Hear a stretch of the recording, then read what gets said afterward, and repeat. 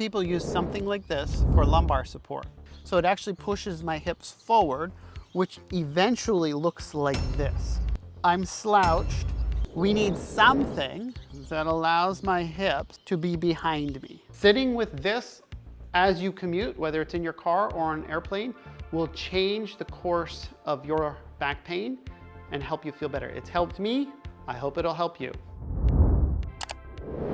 I'm Paul Parsons, Sport Body Work Maui. I help people get out of muscle and joint pain, and we're gonna go on a ride on getting pain-free while you're driving. So first, we're gonna go over sitting in the car, and we're gonna use this chair right here. And the reason we're using it is because this angle is pretty good for sitting as though you're in the car. So you don't want your seat so far forward that you're crunched and hunched, and you don't want your seat so far back that you're slouching. Now we're gonna imagine this car seat is a tall car seat with no adjustable headrest. So this is the hack for a vehicle without a headrest. Actually, I'm gonna move this chair over here so that it's easier to see.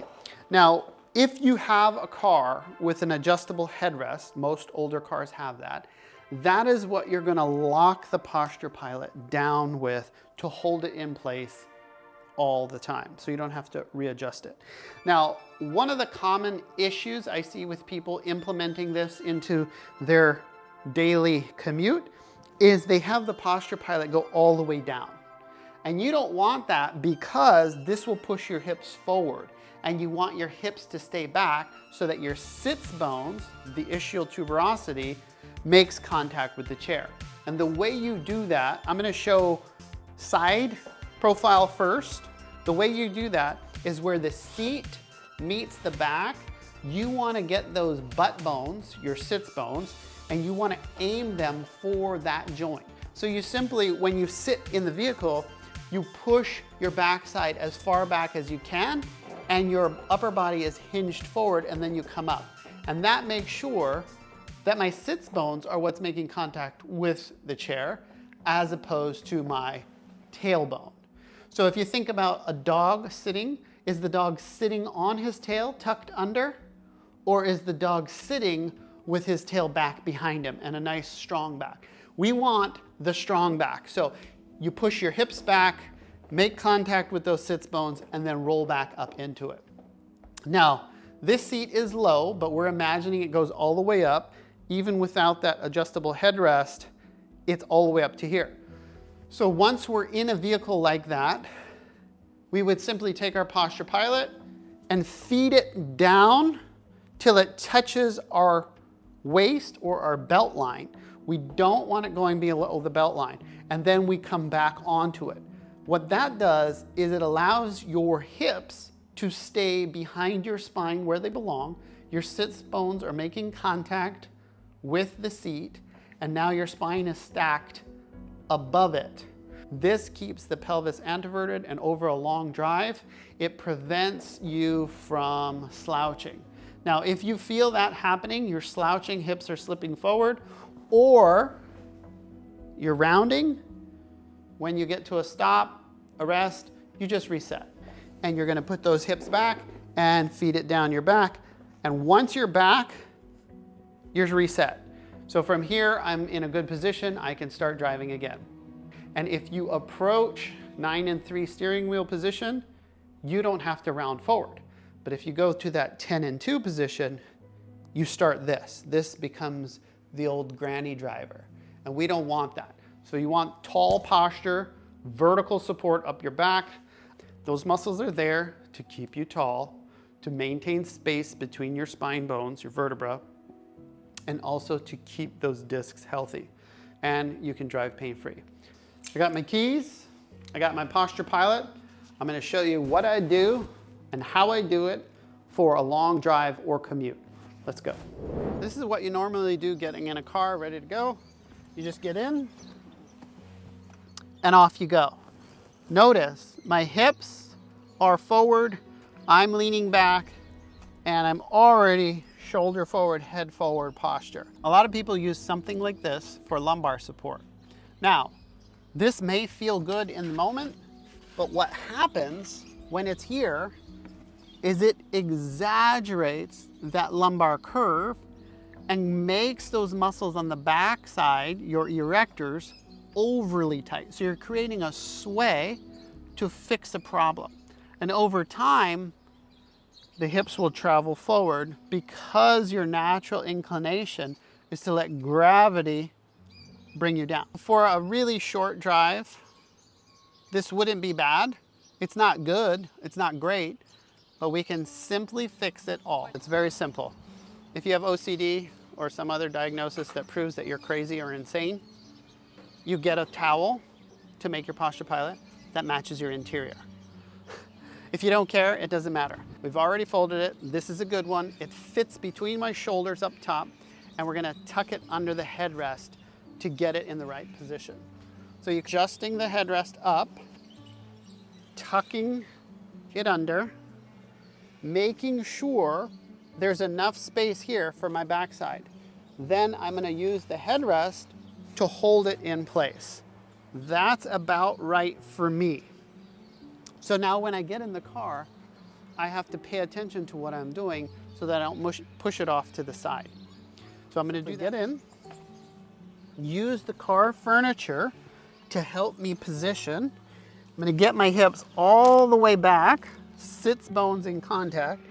That's right in the middle. Now I'm gonna push myself up, and now I'm in a good position. Once I close the door and turn the car on, this actually will move into position. So right now it's a bit far forward. So I have vertical support up my spine. I have my core on, keeping space. And there's that posture pilot between my shoulder blades that allows my chest to be open, shoulders down. And now I can be here driving.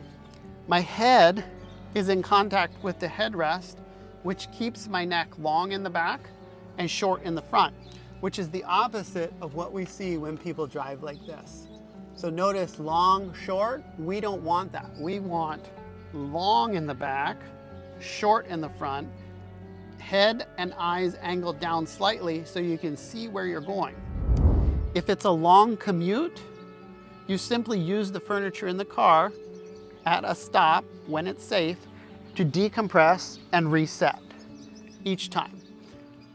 When you're wanting to do another stretch, you grab the steering wheel at a stop when it's safe, and you're gonna arch back, push those shoulders back, make contact, and try to be tall as you do this. Stretch, extend the spine, and lengthen the spine at the same time. Those are the ways that you can reset as you're driving. If you're someone who's not in touch with how things feel, you can set a timer for every 30 minutes. Once that timer goes, you're going to reset, get your hips back, make sure that's in the right spot, roll up, stretch back and long, and then proceed. And that's just to make sure that compression, gravity, posture, position aren't allowing that compression to creep in. So if you look at my truck, my posture pilot is always there. If you have a vehicle without an adjustable headrest and this sitting behind your head is uncomfortable, you're going to want to make a shorter posture pilot. You're just gonna go into the car with your posture pilot like this. Make sure your hips are all the way back, your sits bones are in contact. Hinge forward at the hips, pass it down, and now it's just pressure holding it in place. This setup needs to be reset on the regular because there's no headrest holding it. That's the only difference. It works this way also because it's not bad. It's where your head is supposed to be. And in doing this, you have better alignment throughout your entire spine. If you've tried other things for your low back pain and it's been temporary, say you've tried chiropractic, massage, acupuncture, or PT, and you've had some results but temporary, you have nothing to lose to try this, because this is just a piece at a possible permanent solution. Because you're training your body, number one, to be in the right position, hips behind your spine, spine stacked, and then you're training the muscles that are your core to be engaged holding the space between your vertebrae. So you want to have this just a little bit stronger, and that may be the piece that's been missing that will give you a permanent relief. Simple sentence to fix all of this is if you keep doing the thing, you're going to keep getting the thing. If you change the thing, maintain space, decompress the spine, keep good body position, the result changes and the symptom goes away. That's our goal, to help you resolve the main cause and get out of pain and have the tools to stay out of pain permanently. It's worked for me. I hope it works for you. Let us know in the comments what you've tried and the result. What was the longest drive you've ever been on and in pain?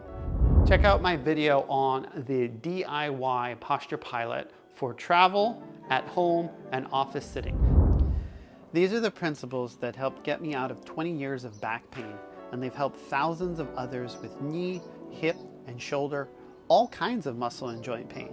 If nothing else has worked for you, check out our other videos. Aloha from Maui. We'll see you on the beach. Thanks for sticking around. If you need more help, join us in our school community, Better Human Movement. There you'll find resources to help you get out of pain quickly and back doing the things you love. See you in there.